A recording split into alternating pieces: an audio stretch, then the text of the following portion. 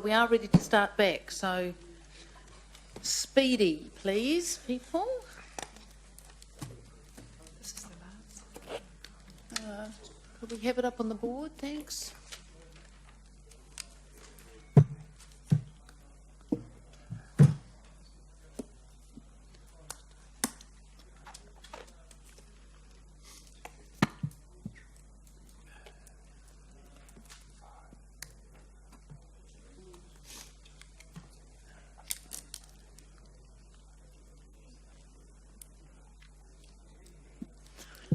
Okay, so we're underway. We just need someone from Democracy to put up on the board the motion and amendment.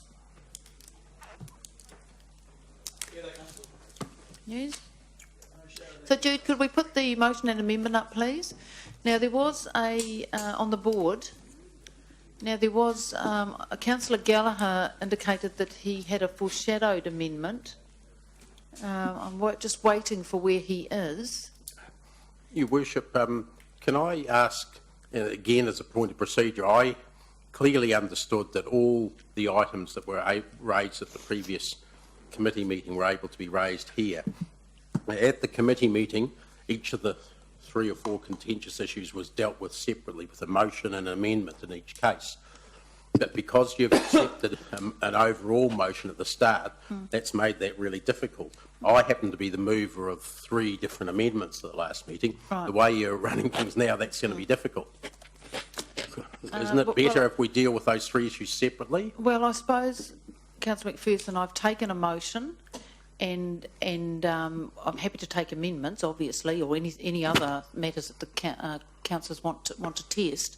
I think that that's the appropriate way to go. Well, it's not how we did it before. It's not how we agreed to do it at the end of the last meeting. If I could finish, thanks. Well, I think we had, Councillor, you just remind me, we've had deliberations and, I mean, I guess what I'm saying is we've had a number of goes. Councillor King was the chair. We've had a number of goes. I'm just looking historically at how it's gone. I'm very well aware who was the chair of the last meeting. I'm just looking historically to the journey. We've had a number of goes at this.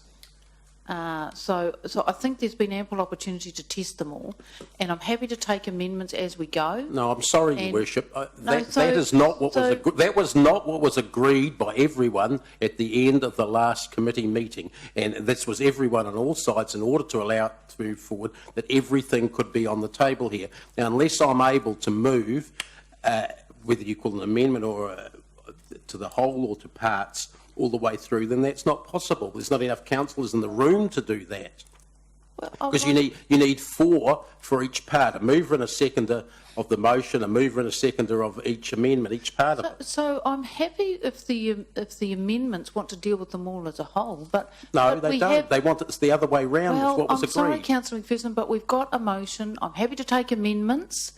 It's not my, if there aren't all the councillors in the room, that's not something I can control. Your Worship, I asked you at the start if we could deal with them separately, and you said yes. Yes, we are dealing with them separately by amendment. Well, maybe I'm misinterpreting. That's not how the meeting at the end of the other night agreed. No, I'm sorry, but I don't know what you're referring to. What happened at the end of the last meeting? The end of the last was, if I can speak. At the end of the last meeting, there was a procedural motion moved by me to move it into this forum, and that's what happened. Moved by me, Your Worship, and seconded and voted for unanimously in the end, I believe. But it's come through to here, and yes, here it is. But not as one motion and then amendments to different parts. Look, I'm sorry, Councillor McPherson, this is... Well, you've broken the agreement that we had at that meeting then, Your Worship. I'm sorry, Councillor McPherson, but I've got no idea what you're talking about. Well, then I'll explain it if you give me a chance again.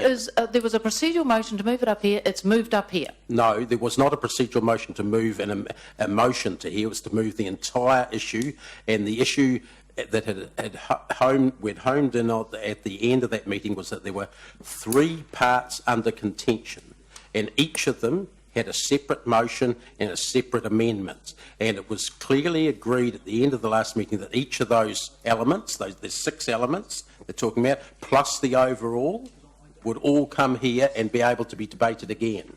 Now, the way you've done it by going the catch-all one first is you've meant that there is a restriction on the number of amendments, which was not the case at the previous meeting. I'm sorry, but my understanding from what you have told me, Democracy Manager, is that procedural motion shifts the matter into this forum, and any motions or amendments can be put, and any matter can be raised again. Correct. It's for the council to determine the policy, and that's all elements within the policy. Right. So that's what we're doing. You've broken the agreement, in other words, Your Worship. sorry. You have. Sorry, That's Councillor fine. Pearson. You can play Quiet, your quiet. games. I'm sorry, because I don't know what you're talking Your Worship, about. I think Do you want me to explain I hope I can help. Look, I think there are three issues that that Dave's talking about: one-way door, hours, and something else. Suburban. Suburban. Yeah, I'm very happy to move foreshadowed motions for things that I will not vote for. But I do understand what Dave's saying, and it looks like there's we don't quite have the procedure right, I don't think, to deal with each. You want to deal with each of those one at a time, don't you? That's what we. So I'm happy to move, and if I get some advice from Democracy or yourself, to move a foreshadowed motion. That for a motion that I won't vote for, but to get it on the table so that they can each be tested individually. So I'm happy to do that. If other people are happy to, so we've got the one-way door, we've got the hours, and then the hours for non-suburban. Hours of sale off licence. Off licences. That's right. That's right. Yeah. Fine. This is So the way we're running it. That's fine. Okay. All right. So there was, Councillor Gallagher, you had a foreshadowed amendment. What is it? No, I'll address that in the debate on the one-way door, because I've talked. I don't glean it has support. So I'm not proceeding with it this. Right. Well, I'm not proceeding it at this stage. I do reserve the right to introduce it if I feel it so there's appropriate. no, At this stage. On this topic, there's none. None. Okay. At this stage. Yep. So, All right. Can I just check, Jude? Because Councillor Gallagher has raised a good point. A foreshadowed is helpful on the topic, but if it's a completely different topic, the councillor can then raise that after we voted on. Correct. Yeah. Correct. Council will deal with this amendment, and then what I'm hearing is Councillor Mallett is going to raise another One of the other amendment, ones, and that's dealt with. Are there And then enough if another councillor, and it's speaking to the motion, but councillors may speak to the amendment. Yep. And then speak to a new amendment. It's just moving or seconding that. Yeah. Just I hope we've got enough people here to do it. Yeah, well, Yeah. don't think we do. Okay, so I would, Thank you. and I think I would. So take we're just going to deal with this amendment at the moment, and there's no foreshadowed on this one because, as I understand it, no one has got an alternate to the one-way door, a variation on that. Is that what I'm hearing from you? I'll talk to that in the debate. Okay. All right. Yes, Councillor King. my concern is that if other matters, apart from these three, want to be raised, and because of the way you're running the meeting, strictly following meeting procedures and rules, you're tripping up democracy. Because we can't address all the things that may need to be addressed. And my understanding is that we would be able to, at this meeting, readdress every step that we wish to readdress. So, Councillor King, the reason I was looking to Councillor Leary before is this policy has had a long journey. Yes, and it's swung back and forwards both ways. It hasn't always gone one way. It's gone back and forwards, back and forwards. Right, that's correct. It's gone both ways. It wasn't a one-way After trip. hearing the submissions, we put it aside while court processes were going on, and then it came back for council to make a decision on the policy. And that was debated in the deliberations meeting for a very long time, and all of these issues tested. And I guess where we are today is because individually, each one of those items, a decision was made, but that when it came to the whole, the policy couldn't be adopted. So I think they've well and truly been tested. So I don't accept what you're saying about a democratic process. Look, Your Worship, I'd like a point of order, Your Worship, then. My point of order is that I would like the motion that was actually passed read out to the meeting, because I believe that it's in contrary to what you are saying is the situation now. I'd like that read. Could we have the motion that was passed? The final one. Read out, thanks. What I'm trying to point out is the most right-wing person in the room, in the interest of democracy, has stepped up and is prepared to put motions forward that he doesn't even agree with because of the way we've chosen to run the meeting. most what? You're the right of Andrew. Genghis Khan, for that matter. You should take that as a compliment, Gary. I think I do. I prefer to call it freedom. No, radical right way.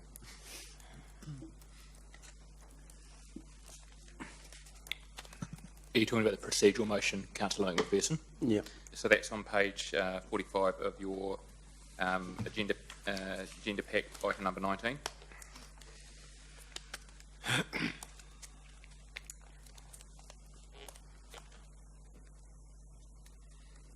That under Standing Order 311.1F, the item of business, agenda item 8, provisional local alcohol policy, LAP, being discussed, be referred to the 26th of November 2015 Council.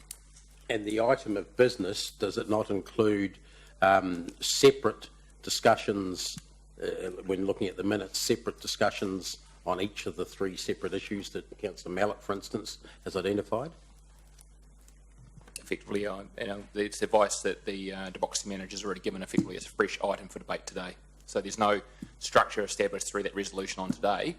It's a fresh item for discussion, is the way I understand it. Well, if that's the way you're interpreting it, then don't bother trying to get agreement on how we move forward in situations like that with all parties, because you're well aware that there was an agreement, as is the Mayor, that all items would be up for discussion in an unfettered way here, not to have a catch-all motion accepted by the Chair right at the start, which then limits the ability to put up separate items given, of the same nature that happened at that meeting. Either there's agreements, that are by consensus, which that was, or there aren't. Right. So, sorry, Jude, we've got the answer to that. Right, we've got a motion and an amendment.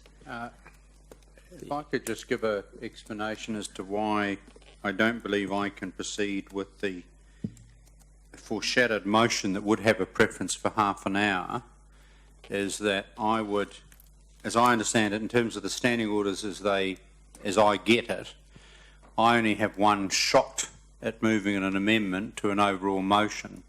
So my shot at the moving will be around the suburban trading hours. And that is the issue, you see, because I get one go. And that's what Councillor Mallett is very helpfully hoping to come to the rescue procedurally, so that at least we get those three items up for clear, concise votes. So that's basically why I will not be proceeding with the half hour. Okay. So, councillors, given that there's been a signal that there will be other amendments on other topics, what we will do is we'll debate on the amendment, and then we can debate on the motion when we finally get to it, because it may well be that some of these get passed as an amendment, because there's different people around the table than there were at the deliberations meeting. Councillor Matt, you want to speak? Yes, please. I speak against the amendment. This is the one-way door amendment, because I'm firmly of the belief, and this is the reality, that under all hours of operations, the pubs or bars are not able to serve or allow an quote-unquote intoxicated person on the premises. That makes no difference with the bar, whether it's 10 o'clock in the morning, 2 o'clock in the afternoon, or 3 o'clock a.m. Or 2 o'clock a.m., whatever our closing time is. If a person is in the bar and walks out of a bar, then wants to come back in at any time, the bar is not allowed to have that person come back inside if they're intoxicated. So the actual one-way door policy, I don't think will stop anyone from coming back in that isn't already supposed to be not bought. This is very clumsy, who already cannot come back in because of the reason of intoxication. What it will do is it will stop people who have left the bar and found out they've left their phone behind or their jacket behind, or it'll stop Dad coming in to pick up the kids, or the teenagers, hopefully 18-year-olds. So it will stop people who are totally within their right, who are not intoxicated from coming in. So I don't see there's any value in it at all, to be honest. And it actually, as the guys from the trade told us, that it will create an area of friction. certainly will create an area of friction when people are wanting to come back in, not intoxicated coming back in and not being allowed to get in. Thank you. Okay, thank you. Any other speakers? Councillor Gallagher? Yes, my preference would have been to look at the Dunedin model, and I think it's unfortunate, which was the half-hour one-way door, and I think it's unfortunate that we, received advice correctly that we're not in a position to have a one-year experiment or trial. Having said that, I would hope that on all of the issues that we're discussing today and the totality of our LAP, that in a year's time we would be wanting to get feedback, doing a standard review, seeing what's working, what could work better and what's not, and obviously having sufficient agility to change the stuff that is clearly not working. I obviously don't want to harm good hospitality industry, but on the other hand, I also approach this with a lot of thought and a lot of consideration, and I expect everyone else has given this a lot of thought and consideration and respect the sincerity of every member around this table, around youth harm and the advice that we've received from the New Zealand Police in particular and their support for a one-way door policy. I think it's significant, without wanting to put words in Councillor Tooman's mouth, I think it's significant that Councillors Tooman and Forsyth have a background in this area, and I'm certainly going to be listening to their arguments very closely. I think it is quite finely balanced. I don't think it's just the one shot in the box, but on balance, I will be going with this, but I certainly would be looking in a year's time if it was carried to review its effectiveness or not. Thank you. Any other speakers for or against? Councillor Tooman? Yes, Your Worship, I wish to speak for the amendment. I think it was last Saturday I read an article by Jeff Taylor in the Waikato Times in which he stated that Hamilton should embrace the one-way door policy for the central city bars. I don't always agree with the contents of Mr Taylor's articles at times, but I always find them an interesting read. He admits that he does not know if a one-way door policy or not would make a massive difference in sorting out what he terms the carnage that police have to deal with some early mornings outside the entertainment area. There's a Australian alcohol reformer, I think the name of Tony Brown, and I think Tony Brown was an All Black at one stage, and also Tony Brown's place. And his view is that pulling back on the closing times of the bars is the most effective measure in preventing alcohol-related harm. As he states, the longer you drink, the more stupid you get. And I think I have to fully agree with that. I think we have to listen to our community. And when I hear the community saying that on a Monday morning they have to wash their doorways out from urine and defecations which occur over the weekend period. When I look around this chamber, I haven't seen too many of you down there between 3 and 4 in the morning over latter years. So I think what we really need to do is to experience these things ourselves before we can really make a decision on this. So I would really suggest to you that sometime you do take a ride on the wild side. I think the biggest issue, of course, is the mass exodus which is facing at 3 a.m. when all the bars are closing at the one time. And if you listen to the managers of the taxi companies here in Hamilton, they just cannot meet the demand, which of course causes frustration for those persons who are wanting to exit the city. I've also listened at times to presentations which have been made in this chamber here by Stephen King, who is the manager of the Drug and Community Alcohol and Community Support Trust. And he is very adamant that by reducing the hours of which people can actually have access to alcohol, of course, that is the best result.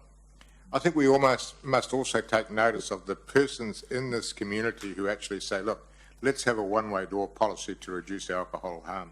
And these people, of course, are the New Zealand Police and in particular Waikato Hospital, who have to pick up the pieces.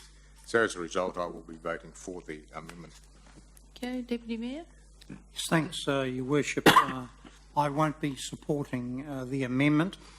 I think it's interesting that I believe that none of us sitting in this chamber are qualified actually to make any judgment. We are not the target market, and I suspect, as Councillor Tooman put it, that none of us would be discovered in the CBD any time after 2 o'clock, or perhaps any time after 7 o'clock. So it makes it difficult, but what I do know is that our hospitality sector is very successful. It's the success of the CBD. And I have one real concern, and that is that if there were to be a lockout period at 2 o'clock, some young people will be isolated potentially from their group. And I think that if that occurred to young women who were then having to wait until 3 o'clock for the group that they've been isolated from to meet up again outside the bar, I would have serious safety concerns in that situation. So I'm going to vote against the amendment. Thank you. Any other speakers for or against? Councillor McPherson? Yes, thank you.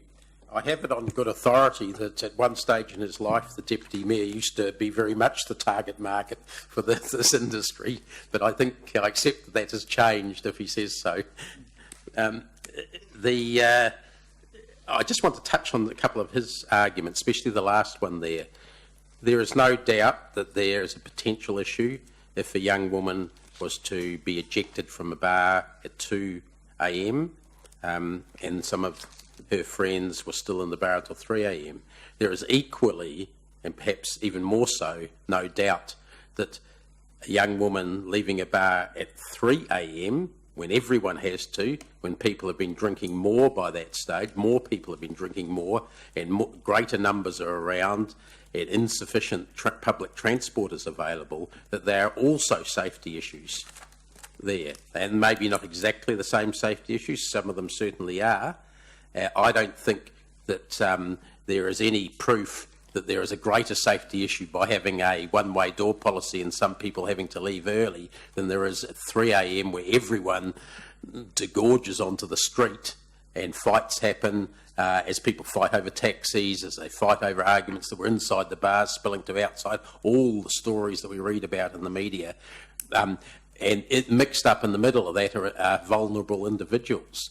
At least when people are being, some people are leaving at 2 a.m, there is actually some ability for the security forces around the city, both ours and the police's, to monitor and assist in those sort of areas. If they're all coming out at once, if there's no difference in the time coming out, it's that much harder for the people who are trying to help, the people who aren't intoxicated, which are not very many around that time. I am a little bit in the same boat as Councillor Gallagher. I would have probably preferred a half-hour thing. I think a 1 hour is too big a step. I am comforted by the fact that we could change it all again in a year's time. I think it's nuts that the legislation doesn't allow us to have the trial period. I think that was much the best way. You know, we think this is the right thing, but let's test it. Was our attitude before. I would still have that attitude if we hadn't been told by the people, lawyers, and I note that the legislation was written by lawyers, if we hadn't been told by the lawyers that we couldn't go down that track. But be that as may, we can't, and I'm going to err on the side of going with the police on this one. I think they have a reasonably good handle on what happens and what doesn't happen at that time of night in the hospitality industry here. And look, I accept, and I know a number of the bar owners who have presented to us and how they operate, and they have good operations. I would totally accept that they all run good operations and they do the sorts of things that Gary talked about in his speech. They are responsible. They do get people who are drunk Not, they do get them out of the place. They make sure they don't serve them again and things like that. And to a certain extent, maybe a very large extent, they are the victim of the poor parts of the hospitality industry where that hasn't happened and have caused problems because it hasn't happened. And the people have, the community has reacted and the police have reacted against that by saying we have to tighten up the rules because it's not working in all cases. Just because John Lawrenson's bars and the Gravity Bar and so forth all do things right doesn't mean to say that every one of them, unfortunately, does things right.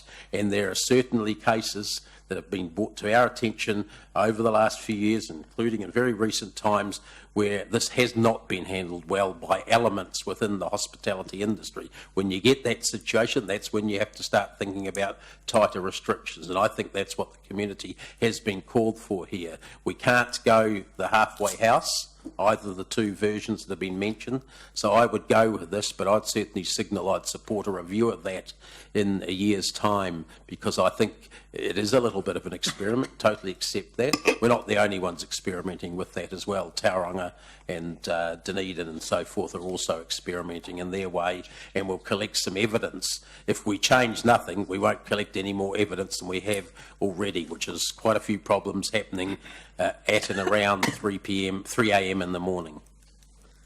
Okay, any other speakers? Councillor Forsyth? Yeah, thanks. I think the bottom line is that attitudes to alcohol now are different to what they used to be, and that it's not so much about supporting the individual to go out and have a great time. It's more about supporting those people that are vulnerable and assisting them. The one-way door policy is not necessarily about stopping people drinking. My understanding, and having experienced what it's like being out in the street with a whole lot of drunk people trying to get out and around and about at one time, is that it's about people management. That's why I think we need to support the police in this instance, because they are the ones that are out dealing with the vulnerable, the overly drunk, the aggressive, the petty street kind of disorder on a daily basis. I don't think the one-way door policy is the ultimate answer or the ultimate intervention. I think that changing people's attitudes and behaviours towards alcohol, which is a drug, let's remember that, it's a depressant, but along with other attitude shifts, along with the other interventions, I think it's something that will support those changing attitudes and help the environment for our young people to be that much safer. So if a one-way door policy is a small thing that we can do at a council level, then I think it's an opportunity that we should take and do our bit to look after our young people. The more you drink doesn't necessarily mean the happier you get. It means the drunker you get. It means your decision-making's impaired. And I would suggest that if people are worried about young women being separated from their groups, I think you should also be worried about young women being comatose and not in control of themselves because they've drunk too much. And women, sadly, do drink more now than what they used to. And it's not a thing that we should be encouraging. It's about education, but for us, it's about a simple one-way door policy that we could instigate, that could support the attitude shifts in the way we treat alcohol. Okay, thank you. Any other speakers for or against? Councillor Pascoe? Sorry, I'll go after that. Okay. Thanks. I'm speaking against the amendment, but I want to reflect on two things that have been said one by Councillor Forsyth and one by Councillor McPherson, and that is that, and Councillor Forsyth mentioned values have changed, that our attitude towards alcohol is much different to some of the mutterings that came through in the S&P meeting when the work of Walter Nash and Nordmeyer and John A. Lee were reflected on, and how they, as fathers of the nation in the 40s and 50s, kept those beer barons at bay. And of course, by simply keeping those people at bay, little did they realise that their behaviours actually led to a monopolistic and restrictive market, which created yet more profits for a very, very small number of players. I think we've come a long way in terms of our attitude towards alcohol. It's not perfect, and I appreciate that there are harmful effects from alcohol. We do have, as Councillor McPherson mentioned, good operators and bad operators in this industry. And in my research, central government expects to collect about $924 million this year from alcohol excise duty. When you add to that the GST, because of course they add tax on tax, that's well over $1 billion just from the excise duty. Add on to that the additional taxes, income taxes from the industry profits, and the further GST on that increased added value or retail, there's a huge pot of money there that the government could use on education. And again, an area that was covered by Councillor Forsyth. Unfortunately, the government doesn't tell us how much they actually allocate out of that pot towards alcohol education, but there must be a significant shortfall between what is received and what is paid out.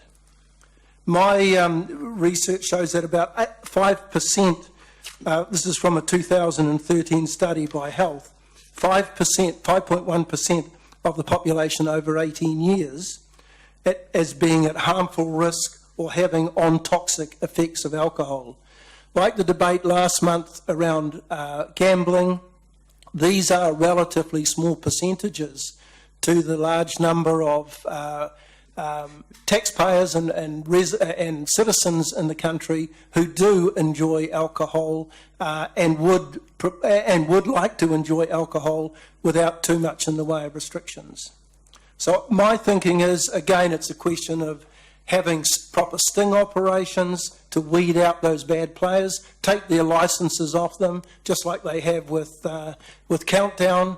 They are massive reputation and financial losses to those companies. The money's there to actually carry those effective stings out and spend some money on alcohol education. Thank you. Thank you, Councillor Wilson. Yeah, thank you, Your Worship. From my point of view, I do not support the amendment. But having said that, one could not interpret my stance as not supporting or wanting to pursue harm reduction or promote responsible drinking. There is no doubt that there are a percentage of our society who, when intoxicated, cause havoc.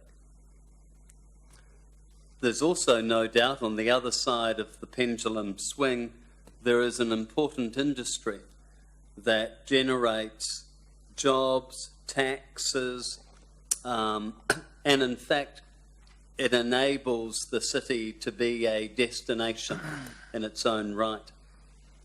And we need to balance the two. One of the things that I find when trying to solve a problem is that if you put forward multiple solutions, all together, you may solve the problem, but in fact, on reflection, you're not 100% sure of which one of the steps actually solve the problem. This debate for me is we're about to take an onslaught, including trying to negate and limit preloading, side-loading, and we're doing that with restricting hours. We're doing that by limiting bars in urban areas. And I'm not totally convinced that it makes sense to do all three initiatives, including a one-way door policy, at the same time. And if I was inclined to do the one-way door policy, keeping in mind that even the one-way door policy experts acknowledge that, in fact, there is very little hard proof that, in fact, it's successful, the fact that the current amendment promotes the premise of 1 hour, I think, is significantly limiting to the industry, which I believe is absolutely important. So my feeling is that the 1 hour, one-way door policy is too much, that in fact we need to have faith in our own regulatory framework, that the bar owners are held responsible, and if they do not perform, that they lose their licence, and that in fact the best way to reduce harm is to limit access to cheap alcohol that leads to preloading and side-loading, and that in fact a one-way door policy 1 hour prior to closing would in fact be a backward step, in my opinion. So I do not support the amendment, and I do support the overreaching recommendation moved by Councillor O'Leary. Okay, thank you. Any other speakers? Councillor King? To me, Councillor Pascoe's speech on excise tax and the government not redistributing the $1 billion that's taken is passing the buck. It's putting it on central government and saying if they redistributed that money, things would be different. Doesn't it take you back to the old days, 30 years ago, when the big cigarette debate was on, and exactly the same arguments were coming up? It's just a very, very similar argument. This is our chance as local body policy makers today to make a difference. The one-way door policy isn't the answer on its own, and no one around this table has suggested it is. This is one thing that we can do as policy makers to empower the police to help them with the mayhem which happens on our streets between 2 and 4 a.m. and as the central city pubs and bars empty out many nights of the week. Alcohol isn't a normal commodity. It's a harm-related product. Our overall aim is to reduce alcohol harm. Some of us around this table have taken what I consider to be substantial amounts of money or value as donations during the election campaigns from parties involved in the alcohol industry. This has been declared. Point of order, Your Worship. What's that? What's your point of order? I'm sorry, I'm speaking to the Mayor. She's the Chair. My point of order is the misrepresentation of the facts. And what is that misrepresentation? Councillor King just said I had made I had made a declaration of interest, and I haven't.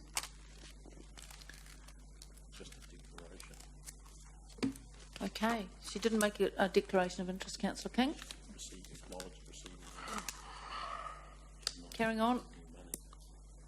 Sorry, can you tell me what the... She didn't make a declaration of interest, and I think you said just earlier in your speech some councillors around the table who have taken, would you say, significant amounts of money from and made declarations of interest or something? I can't remember exactly what you said. Well, you've made your point of order, so you need to know what I said. What I said was some of us around this table have taken what I consider are substantial amounts of money or value as donations during election campaigns from parties involved in the liquor industry. That's what I said, Okay, word for word. okay. So can you please rule on that? Yeah, I will. Thanks. You just ruled What's down. your point of order, Councillor O'Leary? He didn't make any reference to declarations of interest. Okay, I'll withdraw. It's withdrawn. Thanks. By sitting around this table and voting on this matter, you are saying that you have no conflict of interest. If wrong, your evaluation of the situation could lead to a court challenge a judicial review. Point of order, Your Worship. What's that? 3.16.1, members to be respectful. I believe that So I'll just wait for Councillor McPherson to stop laughing. I believe Saw a Tui beer ad. that Councillor King is alleging improper motives directed at me. And Councillor McPherson's nodding that he is. No, I'm just agreeing that you are with you. Look, I don't think that amounts to that.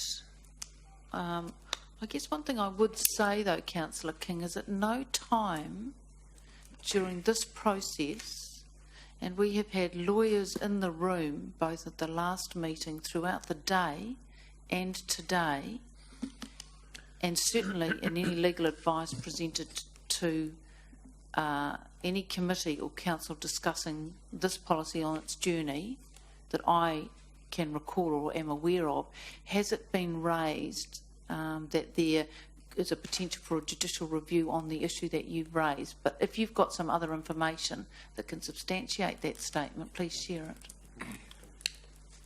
Because I would be concerned, Chief Executive, if that was creating a risk situation for judicial review, but I've certainly not, that's not been raised here, and I'm looking at the lawyer. So, Chief Executive, have we had advice about that? My understanding is we have not. So have you had some other advice, Councillor King, that could give rise to a judicial review on the point that you're talking about at the moment? I said that if the member is wrong, Yes, okay, so if they've Yep. miscalculated yes, in their evaluation of the situation, yes, this could lead yes. to a judicial review. And that's the point I'm raising with you. There's been no advice given that I can recall, and the Chief Executive's confirmed, in relation to that. But I'm asking you, do you have some other information that can substantiate that? Because you're saying that if that's wrong, if councillors are wrong about notifying conflict or interest. That will be for the lawyers to fight out. That isn't something that we can fight out right here. We don't know until if a judicial review is lodged. Then it'll be then for this city's solicitors and for the lawyers for the other side to decide Yes, whether but I- taking large amounts of money for an election campaign was, and now voting for it, and voting for around upper hole issues is a conflict of interest or not. Yes, no, I understand the point. My concern is that if that is the situation, I've not had no legal advice has been given to the council on that matter. So what's yeah?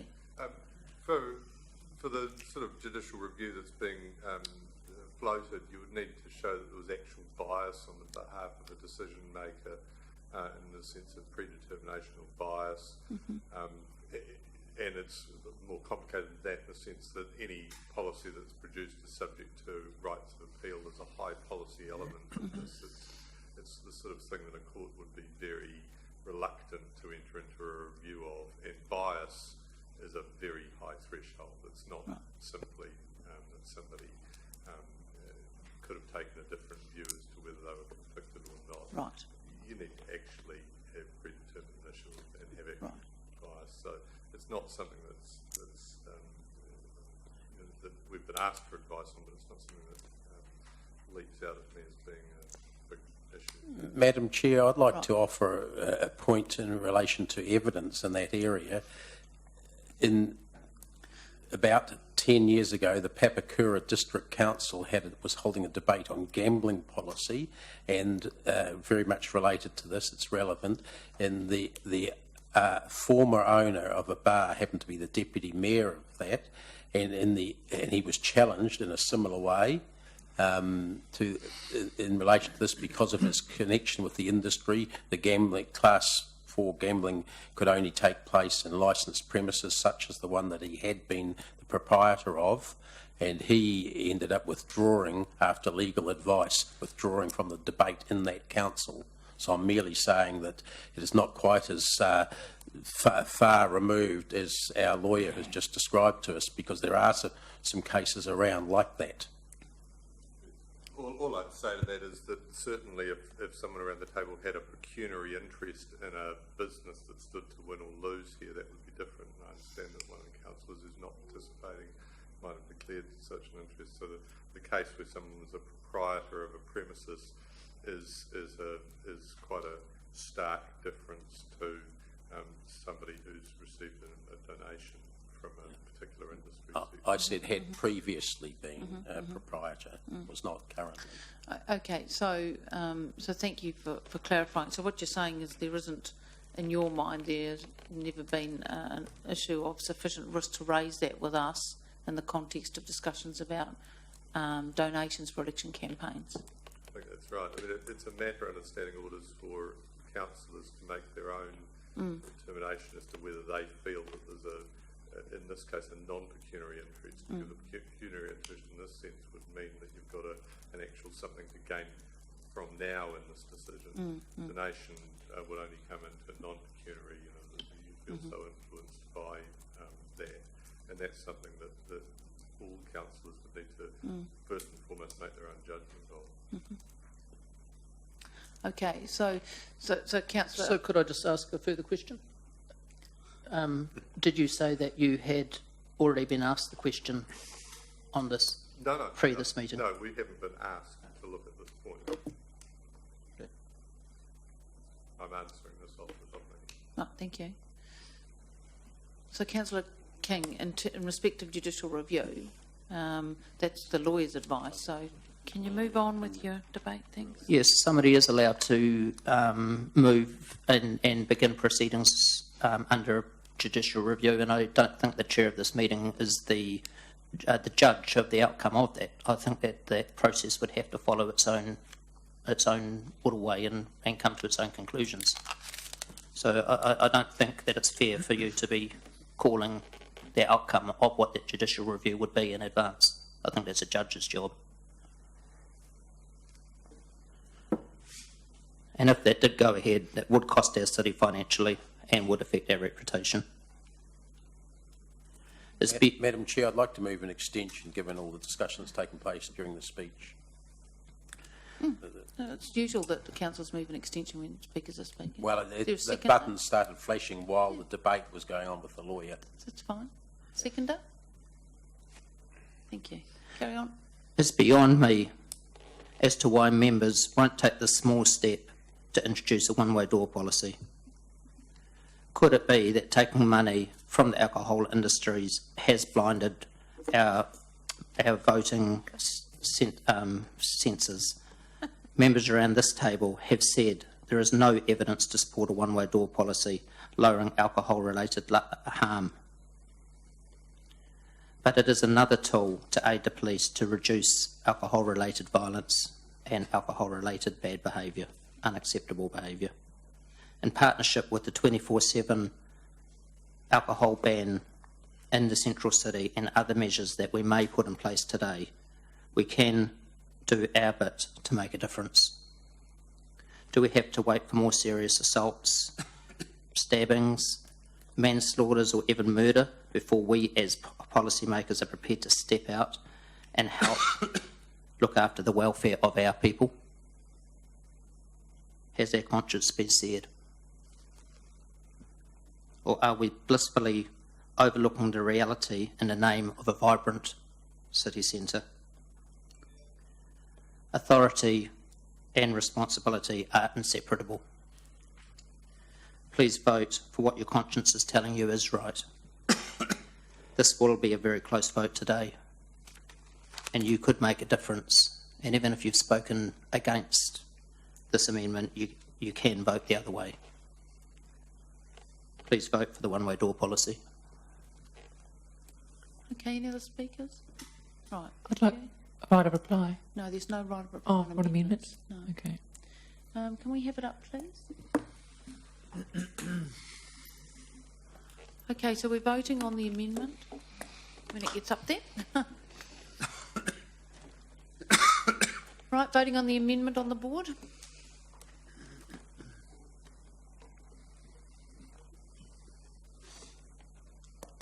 Amendments lost, 5 votes for and 6 against. Okay, thank you. Now, there was signalling, Councillor Mallett, yes? I will put an amendment that I won't be supporting. You haven't heard the speeches yet. They might convince you. They like the other ones, I won't be changing my mind. Are you premeditated? That the maximum trading hours for on licences in other under clause 5 is Monday to Sunday, 10 a.m. to 1 a.m. the following day. So that, you know where I've got that from, Jude? Sorry, is that the one that I moved, Gary? Is that the one that I moved last? Well, it's got it up the top, isn't it? Oh.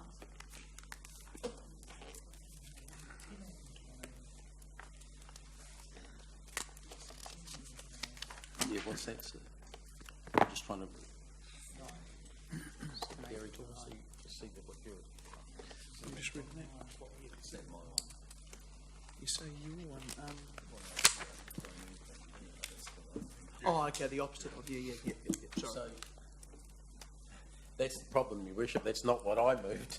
So we're not going to get able to discuss what I moved. Oh, okay. Well, I can move what Dave moved. Sorry. That's what I thought. Beg your pardon. Okay, I will. Sorry, Jude. It's the other one next to it. Be honest to what I did say. Keep your powder. Sorry. Thanks. Just follow my name, Gary. You can't go wrong. That was the issue, but it was the other side of it that was the. I'd like to speak against my amendment. You can bloody wait. So we'll just get it up. And who's seconding this? Or just let's get it up and have a look.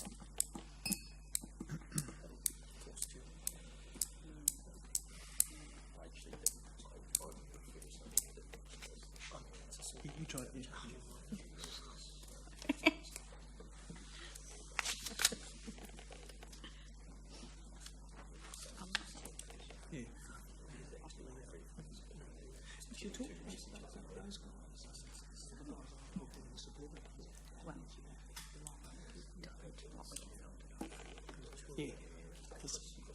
Oh, yeah, yes, yeah. He's a cook. Yeah. That is that part of the CBD for this? It's not. Okay, is that the amendment? Yes. Okay, who's seconding that amendment? I'll second it to help Okay, thank out, you. but I don't intend to support it. Okay, thank you. This is atrocious. I'll speak. This is atrocious, and I don't want anyone to Local Government support it. Act, Your Worship. Disappointed, but aren't councillors are required to approach this with an open mind? We're trying to help you out, Dave. So, any speakers It'll close for your mouth. or against this amendment? Councillor Gallagher, Sorry, you can I speaking? just ask a point of clarity Yes. first? Yes. If I wanted to support the original motion of 7 a.m. to 10 p.m, what opportunity have I got to do that? Motion. It's already in the draft policy they've put in front of us. It is part of the motion. Yeah. Thank you. Sorry, I didn't quite hear that 7 a.m. till what? 10. It's part of the original motion. The original, That's the off licence. 7 till 10. That's in the motion. No, this is not the sales one. This is the This is the operate suburban bars one. Different issue, Gordon. This is isn't the the supermarket. opening and closing times of bars outside the central city. I'm just actually interested. I would. So, Councillor Gallagher, you're speaking? For or against?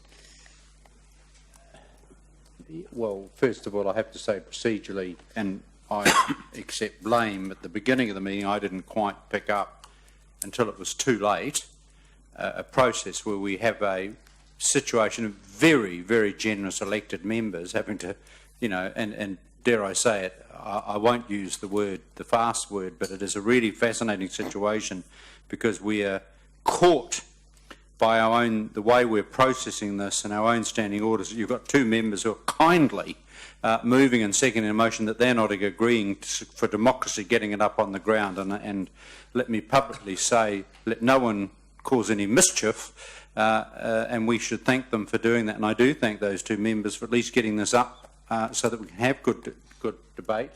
I will, unlike the mover and seconder, be supporting this amendment. For the simple reason of ensuring that there is a reasonable balance, and I guess there's a compromise between a good, vibrant, on-licence industry, hospitality industry. I think Councillor Wilson spoke very well, actually, in terms of this is very much a vital part of our economy, of the vibrancy of our city. However, this is us through our local area plan, alcohol plan, trying to get the balance between community good and community amenity as well. I think Councillor Pascoe made observation before around a supermarket, which I'm have some personal familiarity with, losing potentially a off-sales licence 5 days, which potentially could be quite costly to them.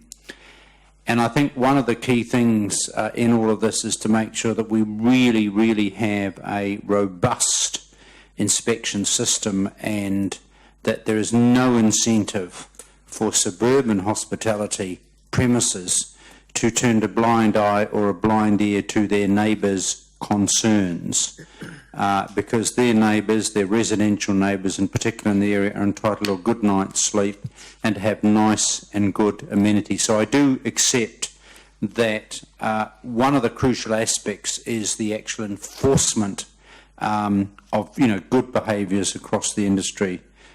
Most hospitality premises, I think, are doing a very, very good job, particularly in the suburban areas. However, I think this is a good compromise. This is a balance. This is us listening very closely to the submission process and trying to get a balance between what I think in the circumstances, and I think this is still quite liberal, but at least we're trying to achieve a reasonable closing time that balances the needs of the hospitality premises versus the surrounding neighbours. Again, in a year's time, this is one I'd really be wanting to have a close look at. Any other speakers? Councillor McPherson? Yeah, thank you. And again, thanks to Councillors Mallett and Wilson. And I hope that their ears are open so they can be potentially convinced during this debate that they might actually support their own motion or amendment. I would actually prefer not to have exactly this motion. The procedure that we've ended up following here doesn't allow the promised wider-ranging debate, which is unfortunate. So we're definitely going to have to revisit probably not just this, but certainly including this area, because I think with this, even though on the balance I'm going to support it, there are some unintended consequences, because there are some good operators in suburban, what this policy is going to regard as suburban areas, who are actually operating in an area that might as well be the CBD. And these are areas that are large suburban areas. In fact, my definition of large would be the same as we actually have in our council policy for the Class 4 gambling premises, which is suburban commercial areas above 5 hectares in area. And I would be prepared to say, if I had a chance, that they should be allowed, in any area like that, and there's about 5 of them around the city, they should be allowed to have operate under the same rules, more or less, as the CBD. We haven't had a chance to explore that, so that's going to have to wait for a later date. But I'm mindful of ones like those in Hamilton East, the Cook, for instance, and the good submission that we had from Chris Rollett here made me think that perhaps this was being too broad brush, this approach, and that a way to certainly don't want the neighbours kept awake until 2 a.m. by the little cafe next door that happens, literally next door, that happens to be kept open. But if you're in the middle of the Hamilton East shopping centre or the base or Te Rapa, the Dinsdale Pack, I think was one of the other ones, then I think it's reasonable to be able to confine the effects of something like that. And that's what I would prefer we started looking at, a little bit outside the square from the black and white sort of approach there. Because we can't do that, I'm going to support this, but perhaps then ask for a review it makes sense, for instance, for our gambling policy and alcohol policy to be linked together in that way, because they're linked together by national legislation. In fact, you can't have the gambling, in to all intents and purposes, except at a licensed premise. So why shouldn't we have the same type of rules applying to both of them? Unfortunately, we don't, and it's a mission on our part. I'm not sure whether the consultation process that happens now might be able to allow that sort of thing to come forward. But I do think, at the end of the day, we have to err on the side of limiting the effects in the residential areas of the city, and that's what this one was seeking to do.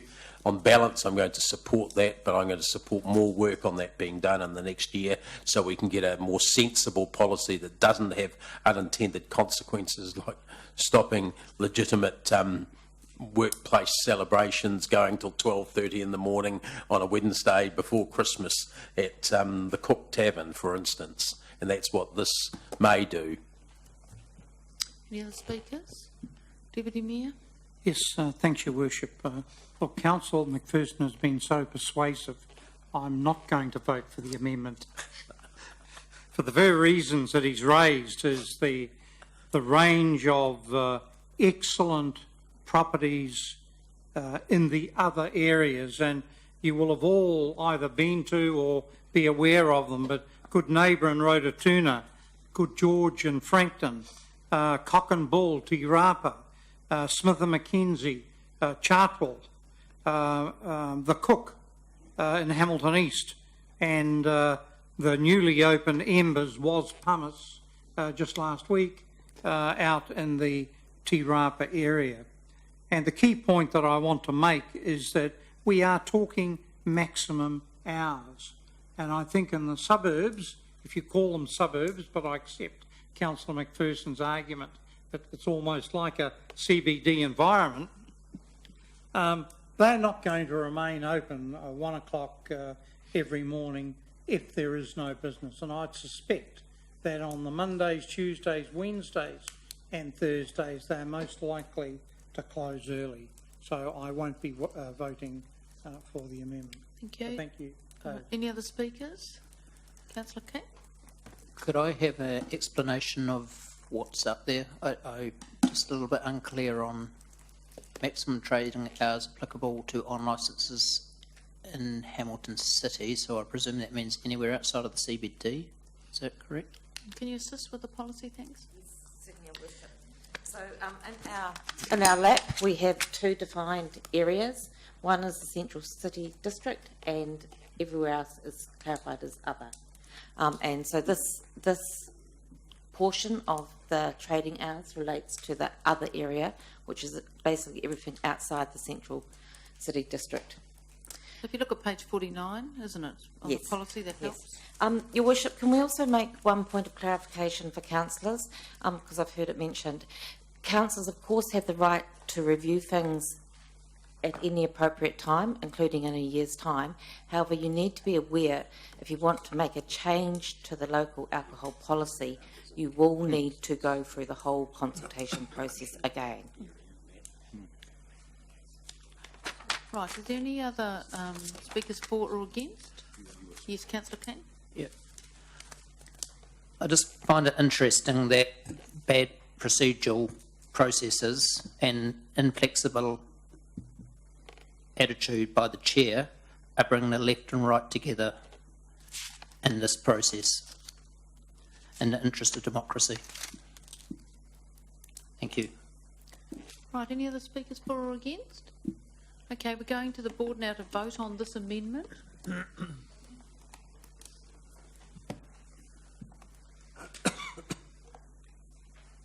The amendment is lost, 3 votes for and 8 against. Okay. Now, are there any other amendments? Madam Chair, could I ask if because of the crazy procedure we're following, we have no one to move the one in relation to anything in relation to the off-licence sales hours? I thought Councillor Gallagher, that was your... Well, I'm happy to move it if that gets it on the floor. If there's a seconder. Seconded by Councillor Gordon. Taylor. Sorry, do you want? which part is it, Councillor Gallagher? Did you want to move it as Councillor King?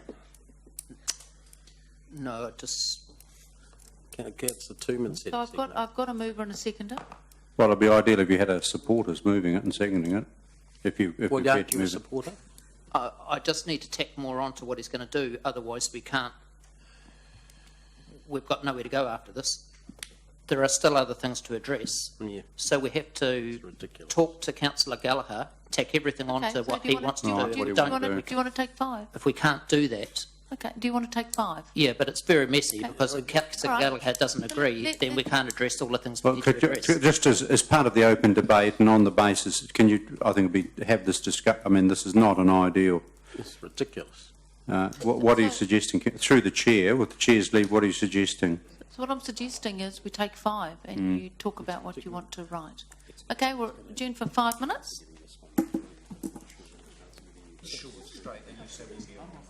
Okay, everyone, we're back. So Councillor Gallagher, I think you've got, oh, there we go. Yeah, if you said the rest was going to pop in. Yeah, absolutely. Thank you, that'd be good.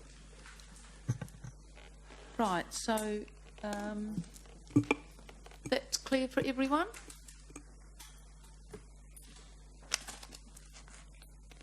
Okay. Speakers for or against? Councillor Gallagher, are you speaking to it? Yes. Again, as I've said, I think a number of things are finely balanced. On this particular one, I looked back, and I just want to also advise our staff team, I'm very, very aware that in a year's time, if we review, and I'll be calling for a staff review if I have the numbers, and then of course we'll go out to public consultation again, because I think we are in a process, and I think we will end up going out to public consultation in a year's time, because I don't think anything ever should be static. And this is the first structure of the new regime. I'll talk about that a bit more when we have the substantive debate on the motion once this amendment's dealt with. I went and reread some of the submissions around this, and I think I noticed the National Policy of the Alcohol Health Watch, which I have a respect for, but very focused submission from the representative of the New Zealand Police that talked about the suburban bottle shops and what we've come to talk about as the preloading, the side-loading, the impulse buying, etc. I acknowledge the degree to which supermarkets get caught in this, because, again, they are obviously liquor stores as well. I also want to make the observation, and I think the court case, as I read it, in Christchurch was telling, where a particular supermarket thought it could actually display, as I understand it, its licensed alcohol round the shop as against in a confined area. And the reality is that supermarkets are, of course, bottle stores contained within a larger building, so to speak. I don't think on balance, and I've done a little bit of random testing during the week. One or two members will be interested to know where I've gone to my local supermarket and I've observed how many people actually go in at that time. I don't think on balance there should be significant or massive hardship if we have the 7 to 9 hours for all off licences. Trust me, notwithstanding the strong support of the police to have these hours. Again, in a year's time, I want to be looking at, to see if we can get any tangible evidence that it actually has made a difference, etc., etc. But I think on balance, this is the way we should be going. Okay, Councillor McPherson, I think I had your hand up was next. Yeah, thanks. Yep, sorry, I was just not sure if it was up. No. Now, in this particular motion, being the last one in front of us, as I understand it, I'm very much looking forward to Councillor Wilson's support, because I noted down what he said in the first debate, which was, I think, a very good point. He said, when you're trying to take remedial action in a social area like this, you don't want to be experimenting with 2 or 3 different things at once. You only want to do one thing and then see how that works. And I note that he voted against the last 2 lots of remedial actions. That only leaves him one left with which to experiment. So I'm certain that he's going to stick by his word and support this amendment here. So thank you, Councillor Wilson, for that premeditated decision. Yeah, thank you. I think that's what it's called. That's all right.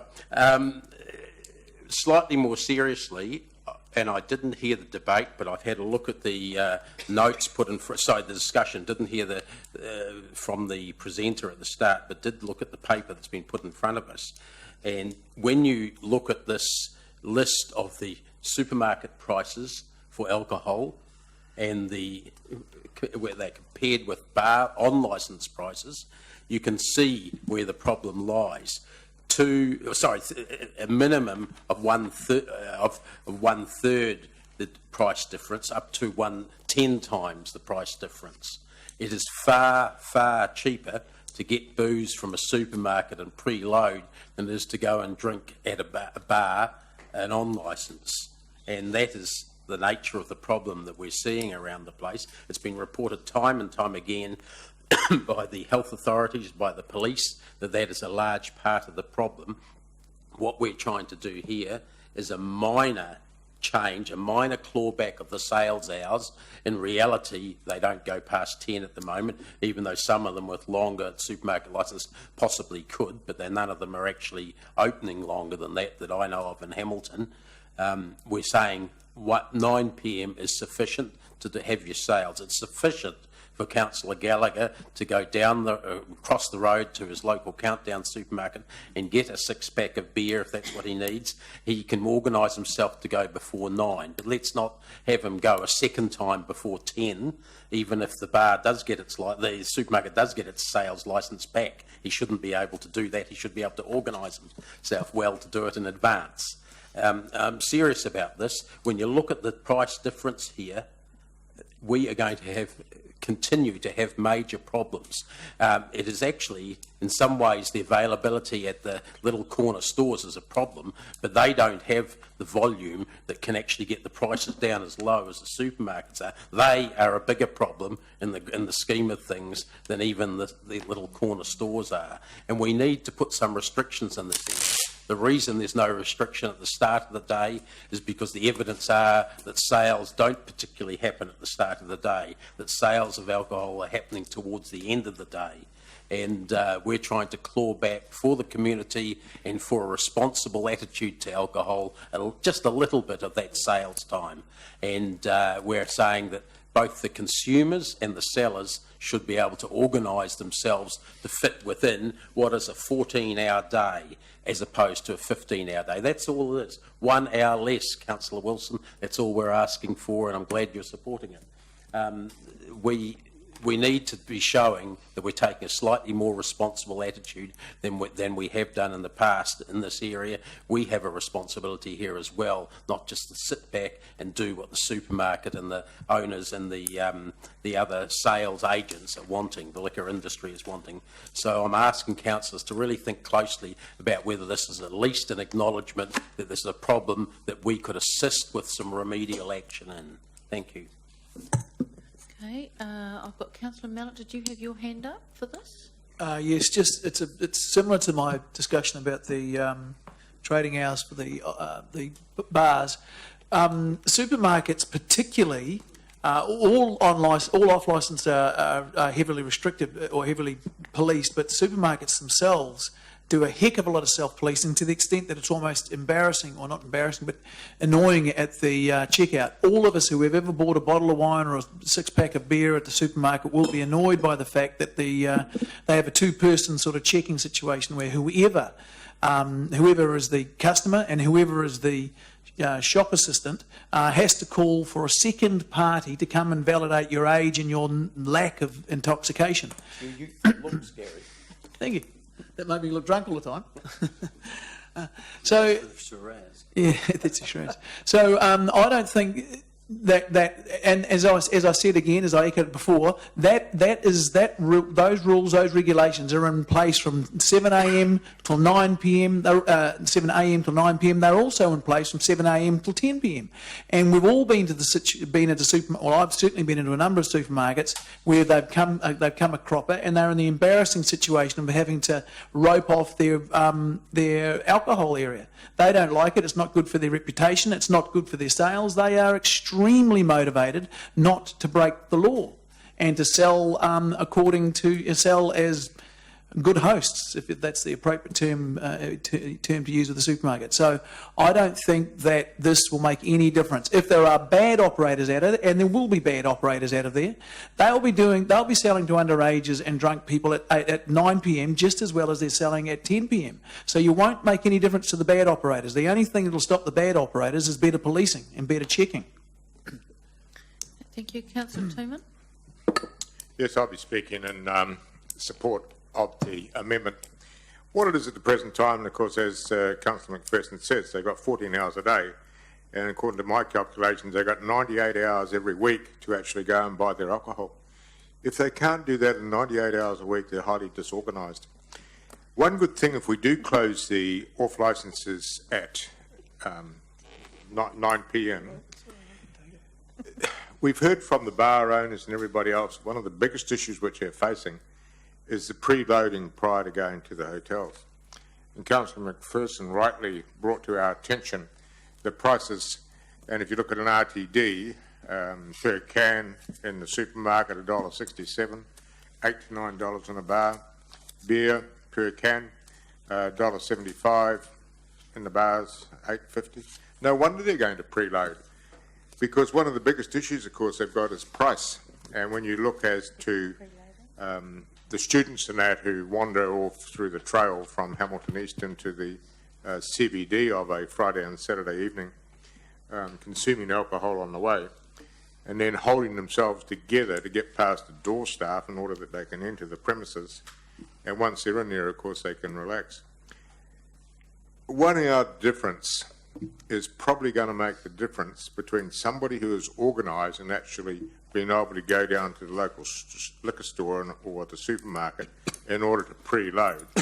Because my experience is that a lot of these people are very disorganised, and as a result of that, of course, a little bit of luck, they might miss the timing, which means that they won't have the opportunity to actually purchase that alcohol. As far as the supermarkets are concerned, having to rope off, I'm not too worried about them having to put a piece of string across to keep people out carrying.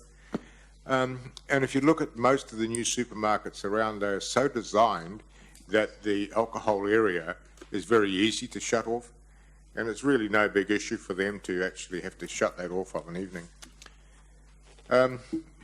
I think what we have to do as leaders within this community is actually have some courage and make some decisions where somehow we can make a little bit of a difference. If we don't make a difference, what's the point in being here? So therefore, I will actually be voting for the amendment. Okay, any other speakers for or against? Yeah, thank you, Your Worship. Councillor Wilson. Thank you. I said some time ago when this debate started that there is some steps that we could take to reduce harm, and this is the area I intend to support. I intend to support the amendment, and I intend to support the amendment for the very reasons that Dave and Leo have articulated. I think it is the side loading and the preloading which is at the centre of this negative behaviour. And I think this is a manageable and easy step that could make the difference. And I disagree with Councillor Mallett that it adds a arduous responsibility onto the supermarkets to separate the liquor and the alcohol from the balance of their offering. I was in Botswana recently, and they had it down to a fine art. In South Africa, they have it in their supermarkets down to a fine art. And can I say that In most of those countries, you can't even buy it on a weekend. You certainly can't buy it on a Sunday in Botswana. I'll second that if you move it. But I wouldn't go that far, because I do believe New Zealanders have learnt to expect to have access. But I don't think we're asking too much of the responsible individual to surrender that 1 hour, and we get to target the multiple irresponsible individuals with ease. So on that basis, I intend to support the amendment, because I think it's a logical step to reducing the harm while protecting the industry in the centre of the city.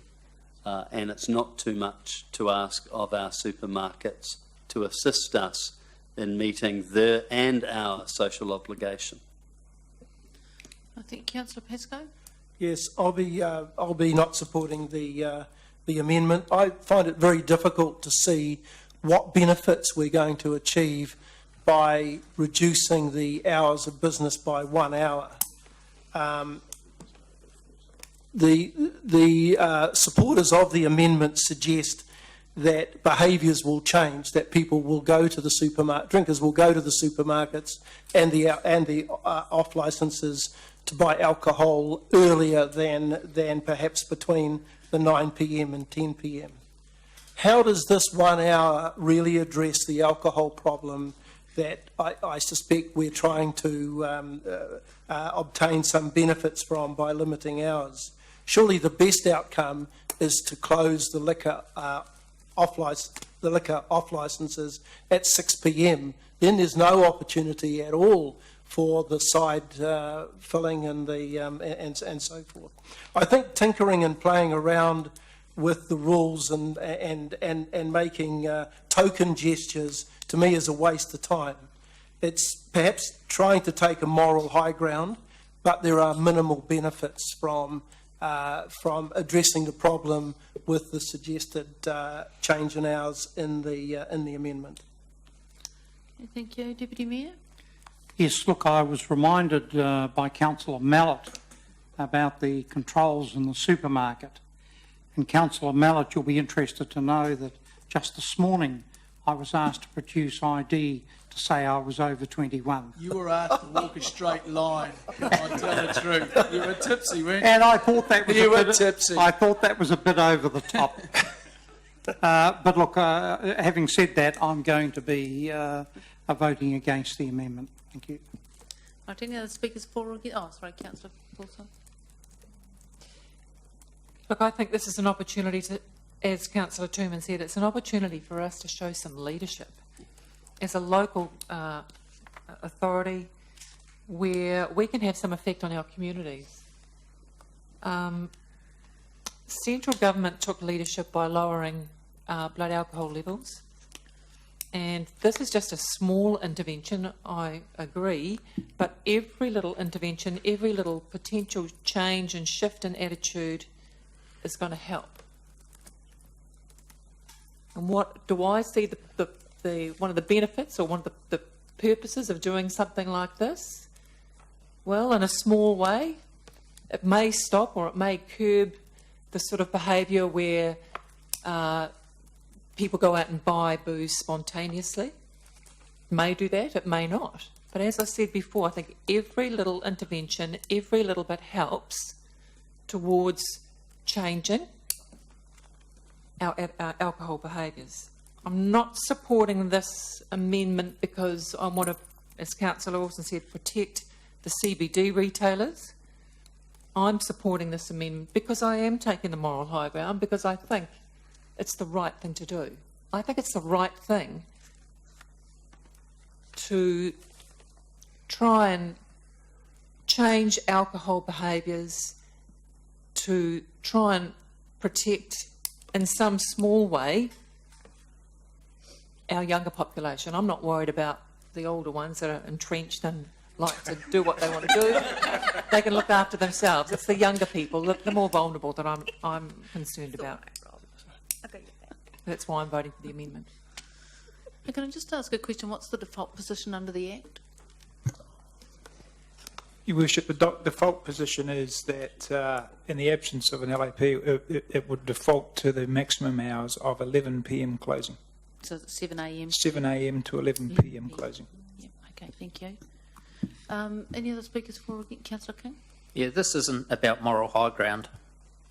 That's almost insulting. This is about, as policymakers, taking our responsibility and stepping up and making the decisions to protect people from a harm product. Today, it would have been great if we had a combination of, to go with the 24/7 liquor ban that we have in the central city and a one-way door policy where the publicans looked after their people for that last hour, got rid of the people who were causing the trouble and they couldn't walk back into another bar, and made those bars a really pleasant place for the last hour because they could actually eject people and know they couldn't walk into a place next door.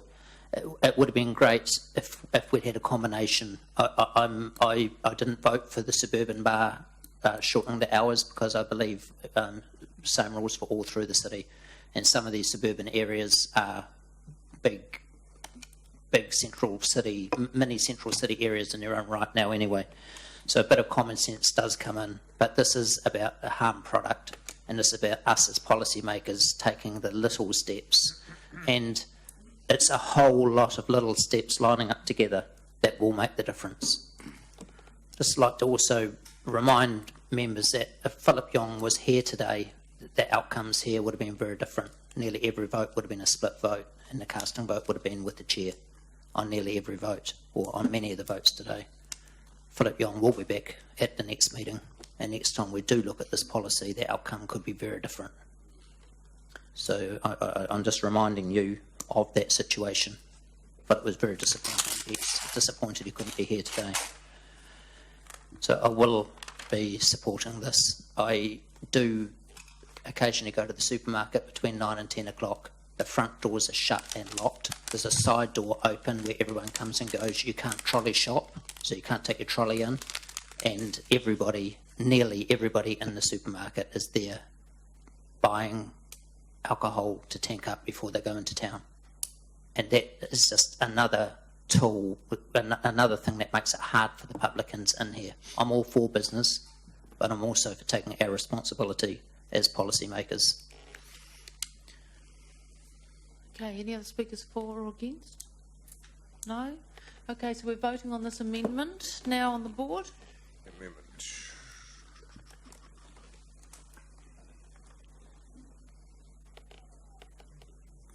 The amendment is carried, 6 votes for, 5 against. Okay. And Your Worship, I need to actually, now that's been carried, incorporate some rationale which Julie's given me. So do you need that on the board now as to form part of the resolution? I'm happy to read it out, Your Worship. We've reverted to the rationale. It's probably easier to put it on the board.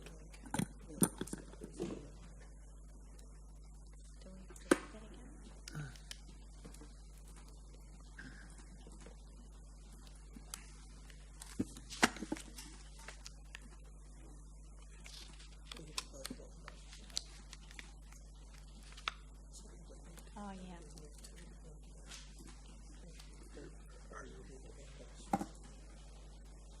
Oh, so we've got So this. we've got the motion.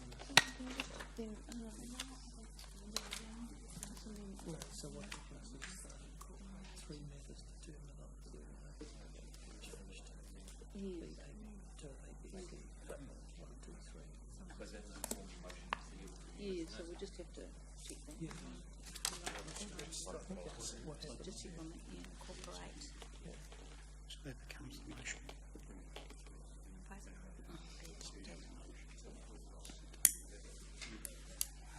No, well, it is. This amendment's been proposed. So that's right. Yeah. Yeah, the motion goes through, except for. So just clarifying process, I mean, if you're happy as a mover to incorporate it in? Yeah. Yeah, Yeah. seems easy, yeah, same. You just need to check with your seconder. Probably not, no. Just while they're sorting that out, and just Councillor O'Leary signalled that she's happy to incorporate that into the substantive motion. Councillor Wilson is the seconder, so I'm assuming he's on listening to all this. I Yes, just 'cause need to we're test, are there any other amendments in terms of the other aspects of the policy? Yes, there is? Yeah, okay. Has Jude got that, Councillor King, what that would be? Would it be helpful to give it to her so she's got some wording? No, it's pretty simple. Oh, right. I think it's just to get it typed, that's all.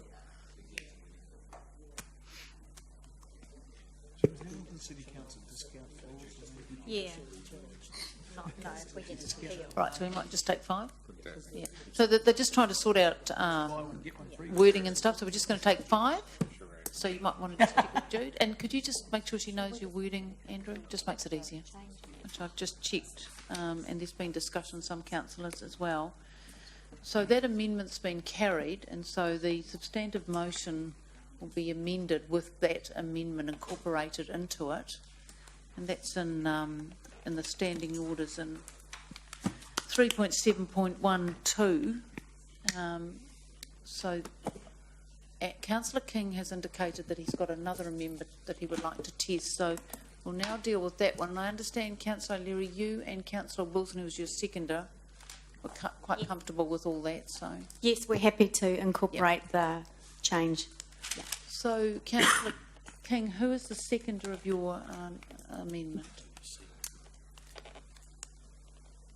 Which is essentially pulling back the central city hours to a closing time of 2:30 as opposed to 3 a.m. That's right. Yep. Okay. Who's the second? Any seconders for this?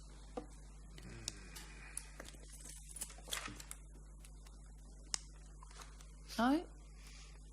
Okay. And that, Your Worship, if I may say, that's one of the problems with the way this meeting has been run, because it's not the expectation that we had at the end of the last meeting that anything could be put up for grabs, and not what was even said at the start of this meeting. And now something that someone legitimately wants to put up is not able to be even debated. Look, point taken, Councillor McPherson, but I'm very happy with the way the process has been run.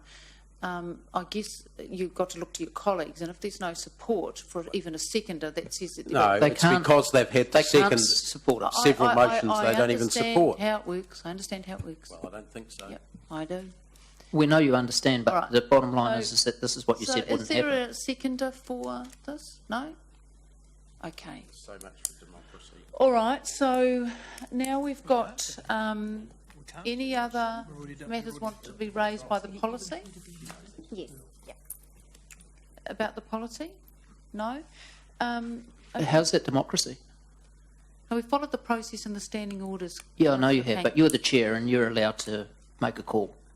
Well, Councillor King, the standing orders are signed off by the council. Absolutely, you're allowed And you're the to make a chair call. and you're I've allowed to make a taken- call. And if I could speak, and the democracy manager advises us how to interpret those, and I've followed those, and here we are now at the point where we're going to look at the The motion. mistake was taking the umbrella motion at the start before hearing in the individual issues.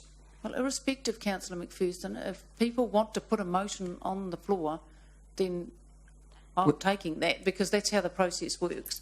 And no one else came in with a motion before that one, or indicated they wanted to put one. But they can't. so- That's can't not find a true, seconder. Your Worship. So At thank the you. last meeting, Thank you, Your Worship, councillors. point of order, I totally object to that statement. As the person that put the motion that was put forward at the end of the last meeting where we discussed this, it was really clear that we wanted all of the motions to be able to be discussed at this meeting, so they were put forward. You chose to ignore them. Right, so, Jude, you were going to put a rationale. I think you said there had to be a reasoning. You were typing that as, do we need to see? Rationale was for the amendment Yes, do we that need got to see that? carried. I thought the Yes, we did need to put that up. Yep, thanks.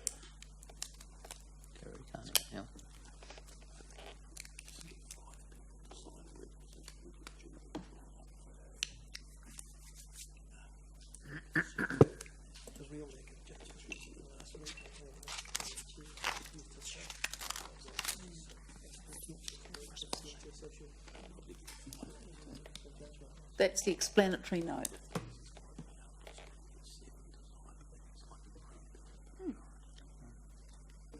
Right, so you're comfortable with that? I'm wondering if you could late evening consumption. Councillor evening, Gallagher's late got, evening. could you direct the questions? Sorry, I beg your pardon. Could we do late evening? Because that's a. Yes, that's fine. Could we add late? Late evening, okay. Is preloading, is that a legal term? I mean, I just seeing here that I would have some expectation that some retailers may want to challenge that decision. And if we have words in there that perhaps have no legal meaning or may be construed at having Okay, so malicious... Kelvin, you've had the issue raised. So is there a concern Aren't about they the words wording? that were used in So I'm police submissions? I'm asking Kelvin what his view is. He's the advisor. Asking a question. There are the words preloading and side loading have come into the vernacular. I think there is a degree of understanding of what they are. They mean. Okay, so you're comfortable with the inclusion of those? Yes. When did the word vernacular come into the vernacular? Right. It's gone out of the vernacular. All right, so no, thank you for that. Right, so returning back then to the substantive motion, just looking at, so basically then the movers of the amendment that was accepted, they then become the movers of the substantive motion. Have I got that right? Jude, is that the correct approach? Just in terms of rights of reply and that, we probably should get that right. The mover of the original motion has the right of reply. Ah, right. Okay, great.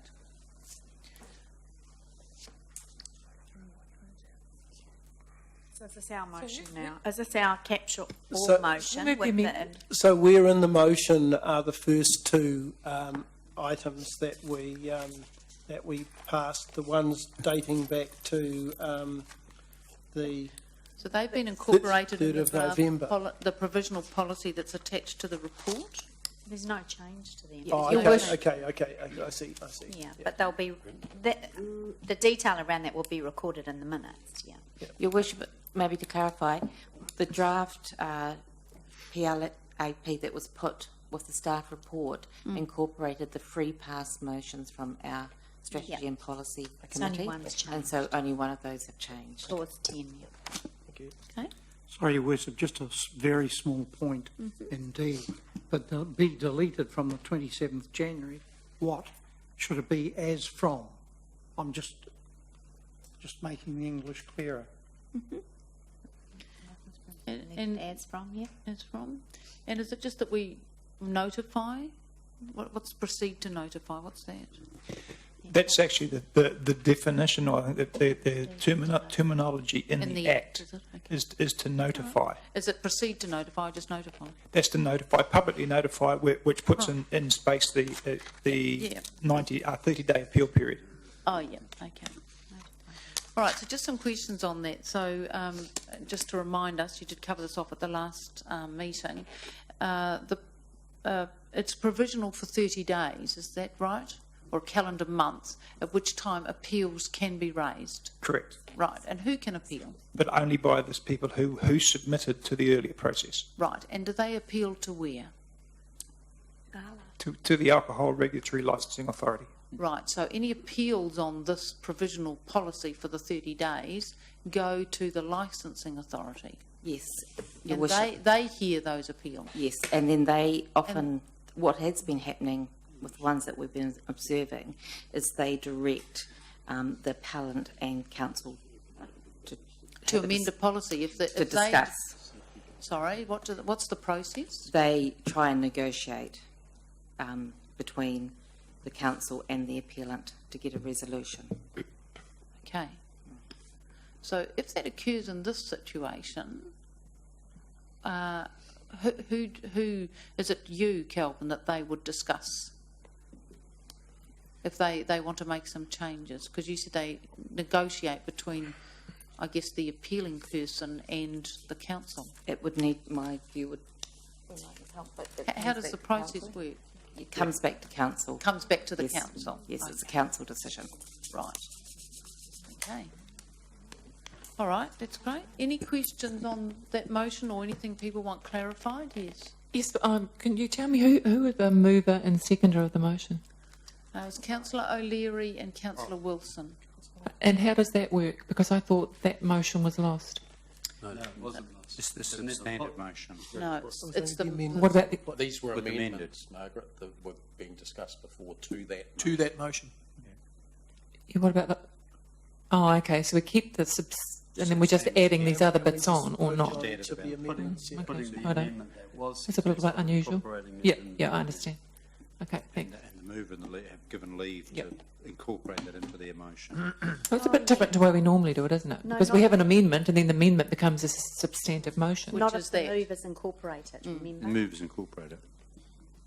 If the mover incorporates. So we've actually come back that right? to exactly the same Margaret's outcome. technically right. Yeah. It's still the Yeah. original One, motion. because Yeah. No, I think it's pretty clear based on what's written in the standing orders. Yep. Okay. Yep, good. Okay, so we're into debate now.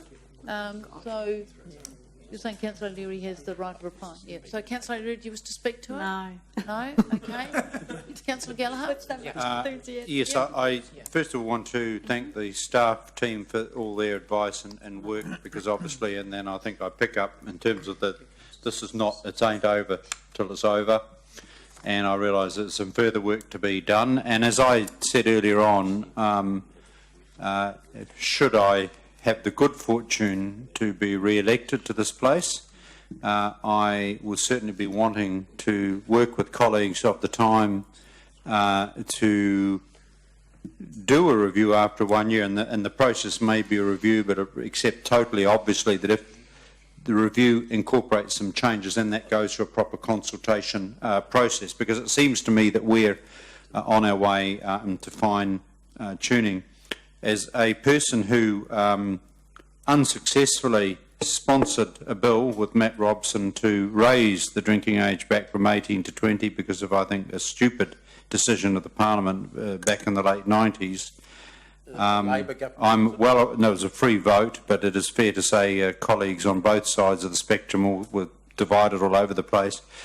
Having said that, out of that did come the Law Commission process, but I think what we've got is not necessarily perfect legislation. But the one good thing around that is, of course, we have, if you like, introduced a larger degree of local control and local debate.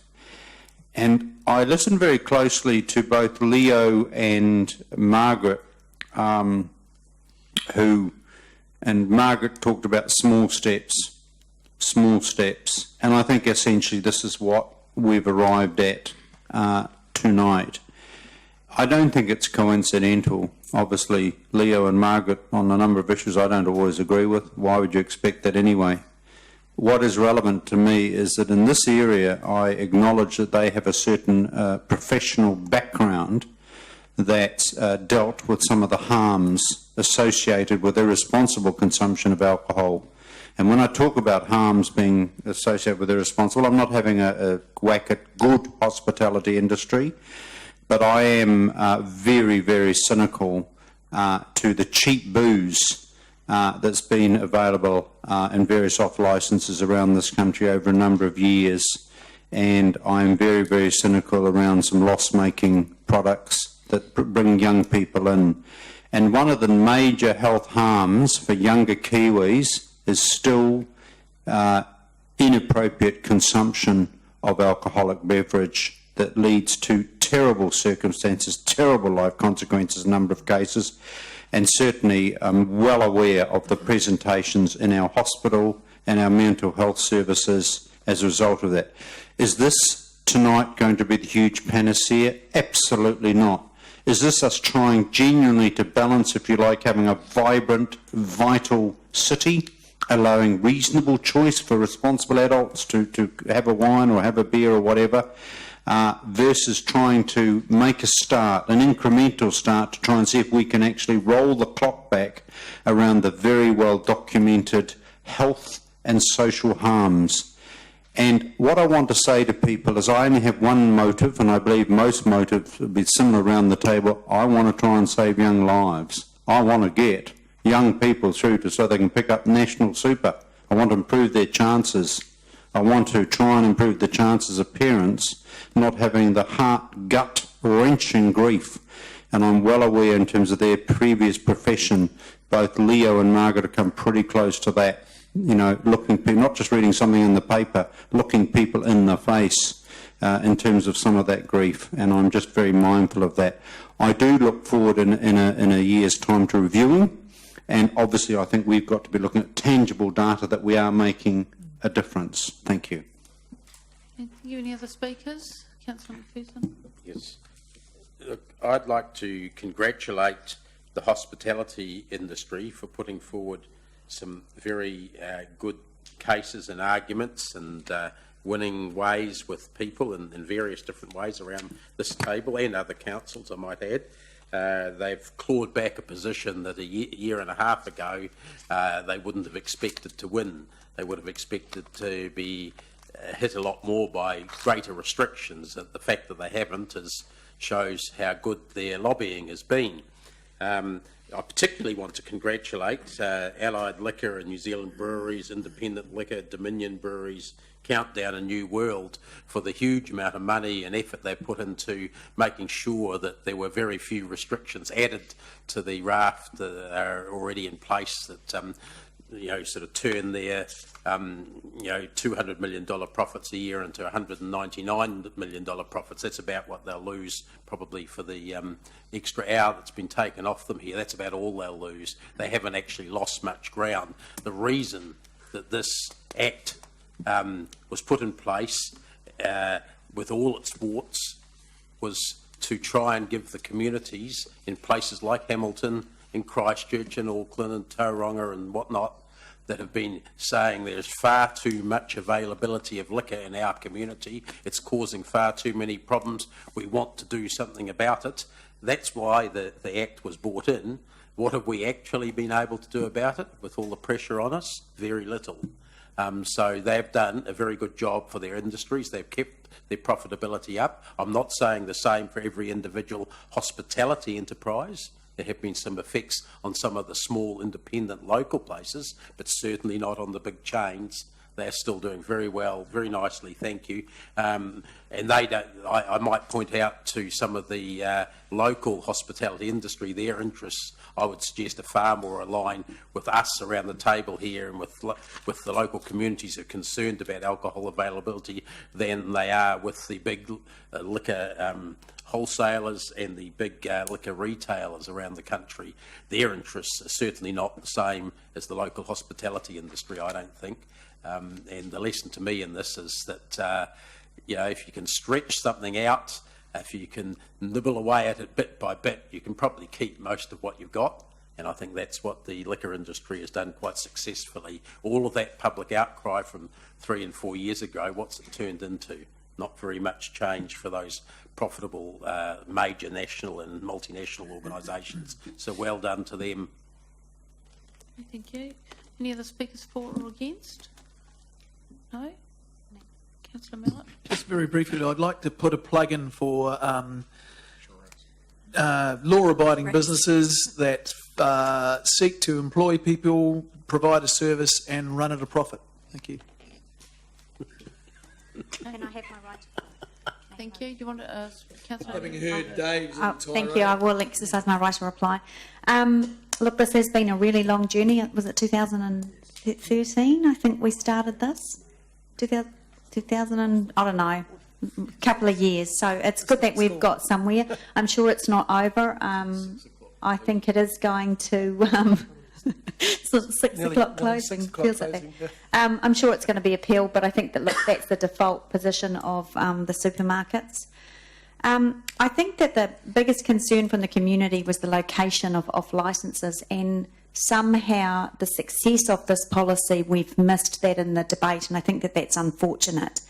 While there's not an immediate reduction overnight, we've got to get through this first, it will mean in future that liquor stores can't open up in those low decile areas.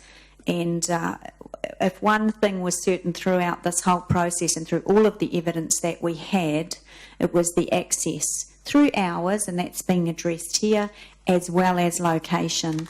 And like I've said before, I mean, I've seen in my own area, which has changed significantly over the last 5 years, and we have 4 or 5 liquor stores, and that brings its own set of problems. So I think that is the big win here in this policy, and unfortunately we haven't spent a lot of time debating that. But we do need to celebrate that, because that is a substantial change. Liquor stores used to be able to pretty much go anywhere. Now they are very restricted on where they can actually locate. So I think that's going to have a bigger impact than anything else that we've done. Okay. Right, so we're going to vote on this motion on the board.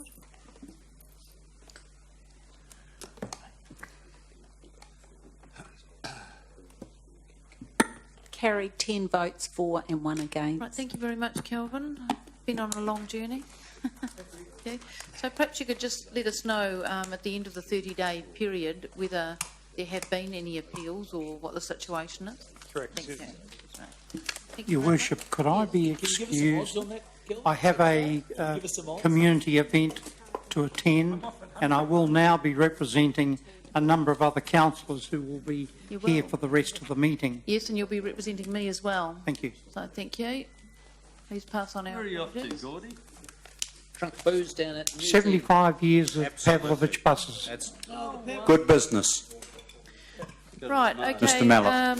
Good Hey, business. Gordon, I've got to leave, so I'll represent you. Support mate. them. I've got to leave, so I can I'm represent you. leaving at 6, so we're probably I going to... have to leave, I'll, so I I'll can move represent you. that we go into public excluded. Yeah, I'll Seconded. second, Your Thank Worship. you. All those in favour? Is there any against? Right. Okay, public excluded now, thank you.